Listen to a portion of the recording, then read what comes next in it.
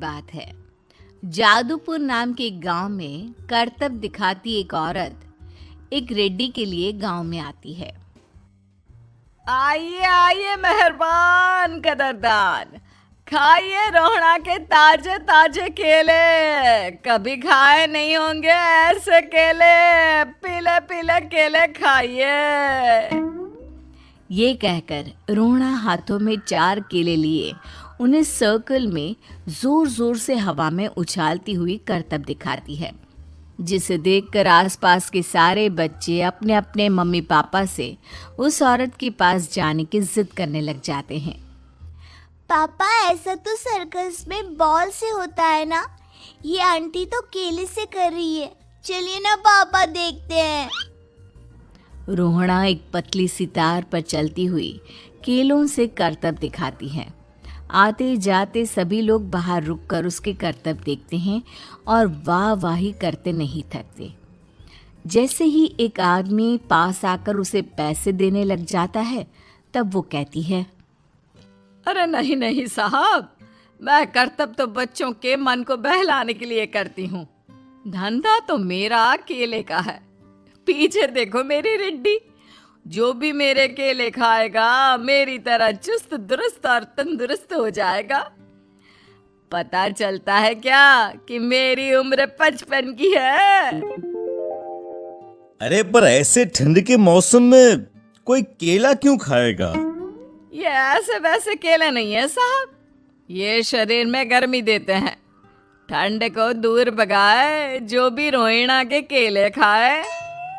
पापा, अगर मुझे केले नहीं मिले तो मैं घर नहीं जाऊंगी। तभी उसके पापा कहते हैं कि बेटा, केले ठंड में कभी गर्मी नहीं देते, ये सब कहने की बातें हैं, सामान बेचने का तरीका है इनका। पर पिंकी नहीं मानती। मैं केले खाऊंगी। पिंकी की जिद के आगे नत्थू हार जाता है और उसे केले खरीद कर दे देता है। पिंकी खुश होकर केले घर ले आकर खाती है। अब मैं भी करतब करूंगी, कितना मजा आएगा, जादुई केले। पिंकी पहला केला खत्म भी नहीं करती कि वो बेहोश हो जाती है। दूसरे केले से एक काला धुआं आता है और रोहड़ा चुड़ैल बनकर बाहर निकल आती है। मेरे भूतिया केले बच्चे न खाए, ऐसा हो ही नहीं सकता। जादूपुर वालों, कब तक बचोगे? आ गई हूं मैं रोहड़ा, जिसका कोई नहीं कर सकता सामना। रोहड़ा पिंकी को गोद में उठाकर काले धुएं में कहीं गायब हो जाती है।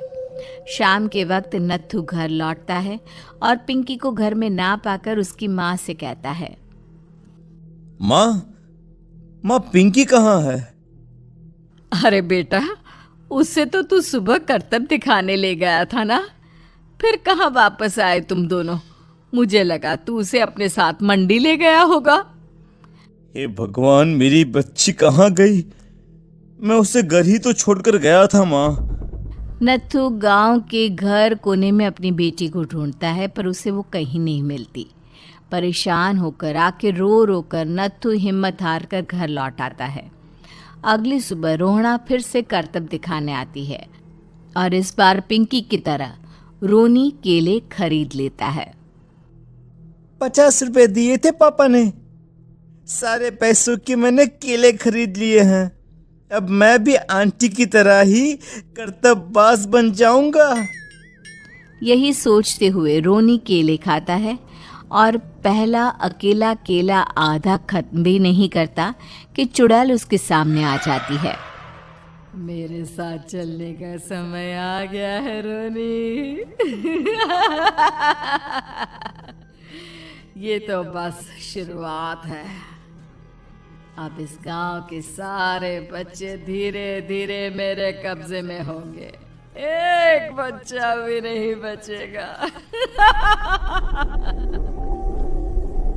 ये कहकर रोना रोनी को गोद में लेकर काले धुएं में अदृश्य हो जाती है।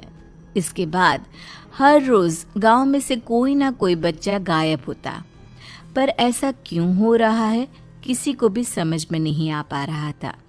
रोज की तरह अपनी बेटी पिंकी की तलाश में नत्थू गांव के एक तालाब के पास बैठा रो रहा था।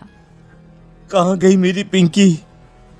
शकुंतला के जाने के बाद एक वही तो मेरा सहारा थी। अरे उसकी आत्मा कोस रही होगी मुझे कि मैं अपनी बच्ची को संभाल भी नहीं पाया। नत्थू ये कहता हुआ रो ही रहा था कि तभी तालाब में से उसे शकुंतला की आवाज सुनाई देती है। कहाँ थी तुम शकुंतला? हमारी बच्ची और सारे गायब हुए बच्चे रोहड़ा के कब्जे में हैं। वो बच्चों को जो केले देती है उससे बच्चे बेहोश हो जाते हैं और उसके कब्जे में आ जाते हैं और वो उन्हें ले जाकर काली दुनिया में ले जाती है। पर वो ऐसा क्यों कर रही है? ये मैं नहीं जानती, पर उस दुनिया का रास्ता मैं आपको बता सकती हूँ। जहाँ ये नदी खत्म होती है वहाँ एक केले का पेड़ है, उसके नीचे एक दरवाज़ा है, वहीं से रास्ता जाता है उस दुनिया का। ये कहकर शकुंतला की आत्मा गायब हो जाती है। गांव के सभी लोग झुंड बनाकर उसी रास्ते से काली दुनिया में चले जाते हैं और वहाँ देखते हैं कि सारे बच्चे वहाँ काम कर रहे थे। पापा मुझे ले चलो यहाँ से। पापा पापा।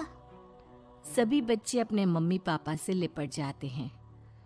तो तुम लोग यहाँ तक आ गए? क्यों हमारे बच्चों को पकड़ लिया तूने?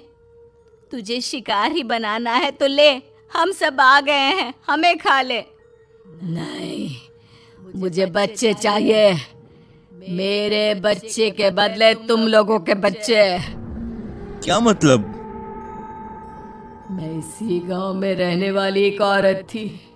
केले की चोरी के इल्जाम में मेरे बेटे को गांव वालों ने इतना मारा कि वो मर गया। उसी दिन मैंने ठान लिया कि गांव वालों का भी वही हाल करूंगी। कुछ दिन बाद बेटे के चले जाने के दुख में मैं भी मर गई और मेरी भटकती आत्मा एक चुड़ैल बन गई। और फिर मैंने बदला लिया तुम सबके बच्चे छीनकर। बर्दाश्त नहीं कर पाए ना, सोचो मुझ पर क्या बीती होगी। हमें माफ कर दो रोहड़ा। पता नहीं ये किसकी गलती थी, पर हम सभी माफी मांगते हैं। हमारी खुशियां लौटा दो, तुम भी तो एक माँ हो। गांव वालों की बात सुनकर रोहड़ा का मन पिघल जाता है और वो बच्चों को छोड़ देती है। उसके बाद काली दुनिया बच्चों के लिए जादुई दुनिया बन जाती है। अब कोई भी कभी भी वहाँ आ जा सकता था।